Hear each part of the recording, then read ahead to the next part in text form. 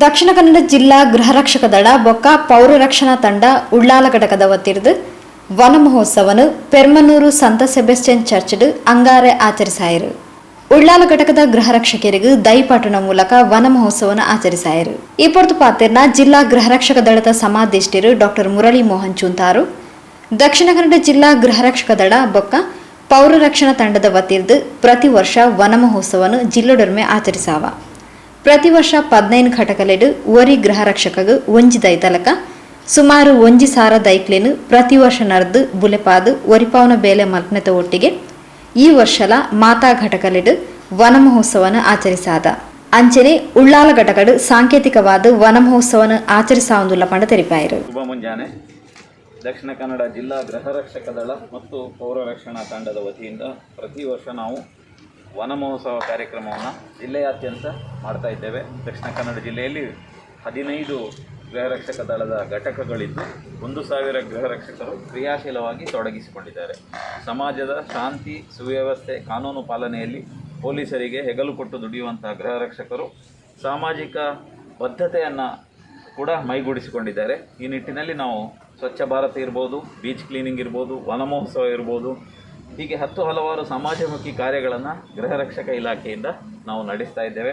ಪ್ರತಿ ವರ್ಷ ಎಲ್ಲ 15 ಘಟಕಗಳಲ್ಲಿಯೂ ಸಹ ನಾವು ಒಬ್ಬ ಗೃಹರಕ್ಷಕರಿಗೆ ಒಂದು ಗಿಡದಂತೆ ಸುಮಾರು 1,000 ಗಿಡಗಳನ್ನು ಪ್ರತಿ ವರ್ಷ ನಟ್ಟು ಅದನ್ನು ಉಳಿಸಿ ಬೆಳೆಸುವ ಕೆಲಸವನ್ನು ಮಾಡ್ತಾ ಇದ್ದೇವೆ.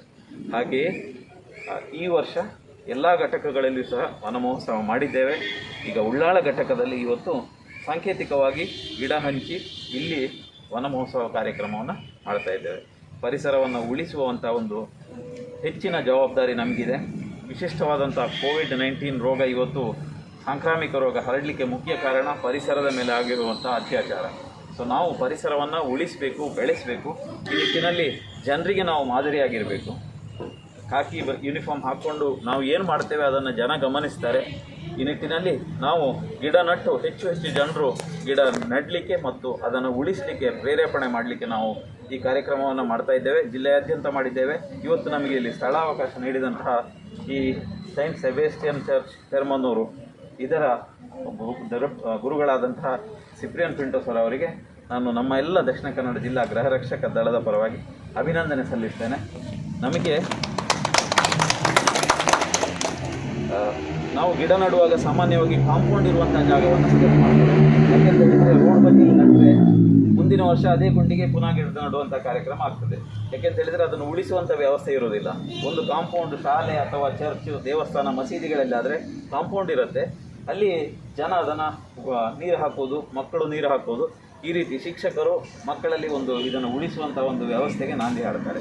ಈ ಕಾರಣದಿಂದ ನಮಗೆ ಇವತ್ತು ಚರ್ಚಿನಲ್ಲಿ ಇಲ್ಲಿ ಗಿಡ ನೆಡಲಿಕ್ಕೆ ಅವಕಾಶ ನೀಡಿದ್ದೀರಾ ಮತ್ತು ಈ ಗಿಡವನ್ನು ಉಳಿಸಿ ಬೆಳೆಸ್ತೀರಾ ಅಂತ ಹೇಳೋ ಒಂದು ನಂಬಿಕೆ ನಮಗಿದೆ.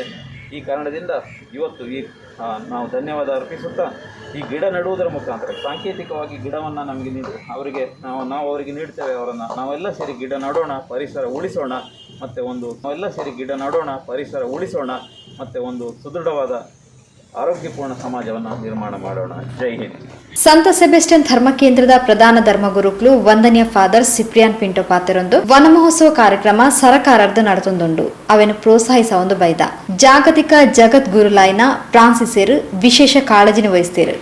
ಪ್ರತಿ ವರ್ಷ ಜುಲೈ ತಿಂಗೊಲ್ದ ಸುರುತ ಐತಾರದಾನಿ ಪರಿಸರ ದಿನ ಆದ ತಂಕ್ಲೆ ಪವಿತ್ರ ಸಭೆಗೂ ಬರ್ಪನ ಜನಕ್ಲೆಗ್ ಪರಿಸರನ ಕಾತನಡು ಪಂಡದು ಚರ್ಚ್ದ ಧರ್ಮಾಧ್ಯಕ್ಷರು 4 ವರ್ಷದ ದುಂಬೆ ಪಂತೇರು. ಇತರ ಧರ್ಮಾಧ್ಯಕ್ಷರ್ಲ ಪರಿಸರನ ರಕ್ಷಣೆ ಮಲ್ಪಲಕ ಎಚ್ಚರಿಸಾವನಿ ಅತ್ತಂದೆ ದಿಂಜಾ ದೈಕ್ಲೆನು ಪ್ರತಿಯೊರೆಗೂ ಕೊರ್ದು ನಡೋಡು ಬೊಕ್ಕ ಪರಿಸರನ ಒರಿಪಾದ ಬುಲೆಪಾವಡ್ ಪಂಪಿ ಸಂದೇಶನ ಕೊರಂದು ಲೇರ್ಪಂಡು ತೆರಿಪಾಯರು. ಕಾರ್ಯಕ್ರಮ ಸಂದರ್ಭದಲ್ಲಿ ಇಲ್ಲಿ ನೆರೆದಿರುವ ತಮ್ಮೆಲ್ಲರನ್ನು ಪ್ರೀತಿಯಿಂದ ಗೌರವದಿಂದ ವಂದಿಸುತ್ತಾ ಸರ್ ಅವರು ಒಳ್ಳೆ ಮಾತುಗಳಲ್ಲಿ ನಮಗೆ ಒಳ್ಳೆ ಸಂದೇಶವನ್ನು ಕೊಟ್ಟಿದ್ದಾರೆ.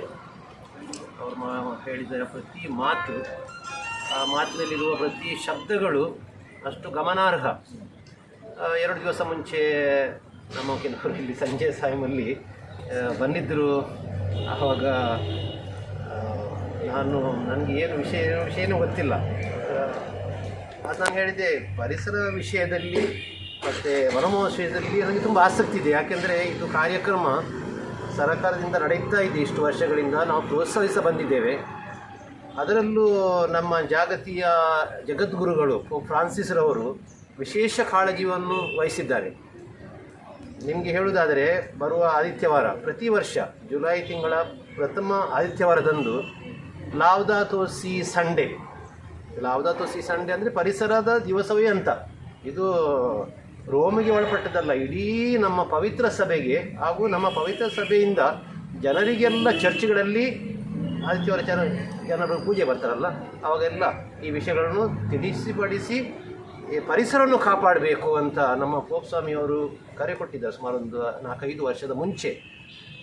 ಅದರ ನಂತರ ನಮ್ಮ ಈಗಿನ ಧರ್ಮಾಧ್ಯಕ್ಷರು ಅದೇ ವಿಷಯವನ್ನು ತಕ್ಕೊಂಡು ಪುನಃ ನಮಗೆ ಎಚ್ಚರಿಸ್ತಾ ಇದ್ದಾರೆ. ಮಾತ್ರ ಅಲ್ಲ, ಕಳೆದ 3 ವರ್ಷಗಳಿಂದ ಪ್ರತಿ ಚರ್ಚಿಗೆ ಅನೇಕ ಗಿಡಗಳನ್ನು ತಲುಪಿಸಿ ಜನರಿಗೆ ತಿಳಿಯಪಡಿಸಿ ಅವೇರ್ನೆಸ್ ಕೊಡಬೇಕು, ಆದಷ್ಟು ಮರಗಿಡಗಳನ್ನು ನೆಡಬೇಕು ಎನ್ನುವ ಸಂದೇಶ ಕೊಡ್ತಾ ಇದ್ದಾರೆ. ನಾನು ಹೇಳಿದ್ದಾರೆ ಈಗ ಪೂಜೆಯಲ್ಲಿ ಆದಿತ್ಯವಾರ, ಇಲ್ಲಾಂದರೆ ನೆಕ್ಸ್ಟ್ ಸಂಡೇ ಉಂಟಲ್ಲ, ಲಾವ್ದಾತೋ ಸಿ ಸಂಡೇ ಅಂತ, ಪರಿಸರದ ದಿವಸ, ವನಮಹೋತ್ಸವ ಮಾಡುವ ದಿವಸ.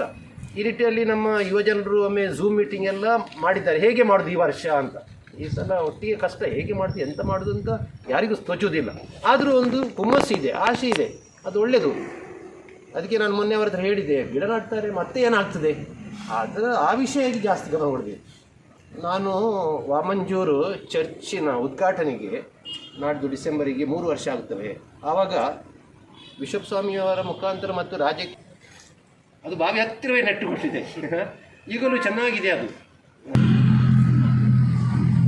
ಸಂತ ಸೆಬೆಸ್ಟಿಯನ್ ಶಾಲಾ ಶಿಕ್ಷಕಿಯರು ಬೊಕ್ಕ ಜಿಲ್ಲಾ ಗೃಹರಕ್ಷಕ ದಳದ ಕಚೇರಿ ಅಧೀಕ್ಷಕಿಯರು ರತ್ನಾಕರ್, ಉಳ್ಳಾಲ ಘಟಕದ ಘಟಕಾಧಿಕಾರಿ ಭಾಸ್ಕರ್ ಎಂ, ಗೃಹ ರಕ್ಷಕಿಯರು ಸುನಿಲ್ ಪೂಜಾರಿ, ಪ್ರಸಾದ್ ಸುವರ್ಣ, ಜೀವನ್ ರಾಜ್ ಡಿಸೋಜಾ, ಪುಷ್ಪಲತಾ, ಯಶವಂತಿ, ದಿವಾಕರ್, ದುಷ್ಯಂತ್ ರೈ ಕಾರ್ಯಕ್ರಮದ ಪಾಲ್ಪಡೆದಿದ್ದರು.